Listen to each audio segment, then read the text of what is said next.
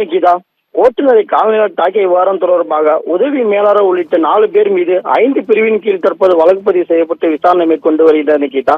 ஏனென்றால் கடந்த 9ஆம் தேதி திருப்பூர் மாவட்டம் தாராபுரம் காளிப்பாளையம் பகுதியில் இருந்து ஓட்டுநர் கணேசன் என்பவர் அரசு பேருந்தை இயக்கி மதுரை ஆரப்பாளையம் வந்த நிலையில் அந்த ஆரப்பாளையத்தில் நிறுத்தி இந்த பேருந்தில் பயணிகள் ஏறாமல் ஏறிய நிலையில் அந்த பேருந்தை எடுப்பதற்காக பயணிகள் முறையிட்ட போது அதிகாரிகள் கூறினால்தான் நான் பேருந்தை எடுக்க முடியும் என்று கூறிய நிலையில் தற்போது அந்த அதிகாரிகளிடம் பயணிகள் சென்று முறையிட்ட போது இந்த பயணிகளை அனைத்தும் தாங்களும் கேட்க சொன்ன என்று அந்த உதவி மேலாளர் அவரை காலனியால் தாக்கியது பெரும் பரபரப்பை ஏற்படுத்தியது நிக்கிதா. ஏனென்றால் கடந்த காலனியால் அடித்தும் அவதூறாக பேசியதும் தொடர்பாக ஏற்கனவே சமூக வலைதளத்தில் வீடியோ வைரலான நிலையில் அது தொலைக்காட்சியில் ஒளிபரப்பப்பட்டது. இந்த நிலையில் அவர் உடனடியாக உதவி மேலாளர் மாரிமுத்து என்பவர் பணியிடை நீக்கம் செய்யப்பட்டார். பணியிடை நீக்கம் செய்யப்பட்ட நிலை அவர் மேல் நடவடிக்கை எடுக்க வேண்டும் என போக்குவரத்து தொழிலாளர்கள் தொடர் போராட்டத்தில் ஈடுபட்டு வந்தனர். இந்த நிலையில் தற்போது உதவி மேலாளர் மாரிமுத்து உள்ளிட்ட 4 பேர் மீது 5 பிரிவின் கீழ்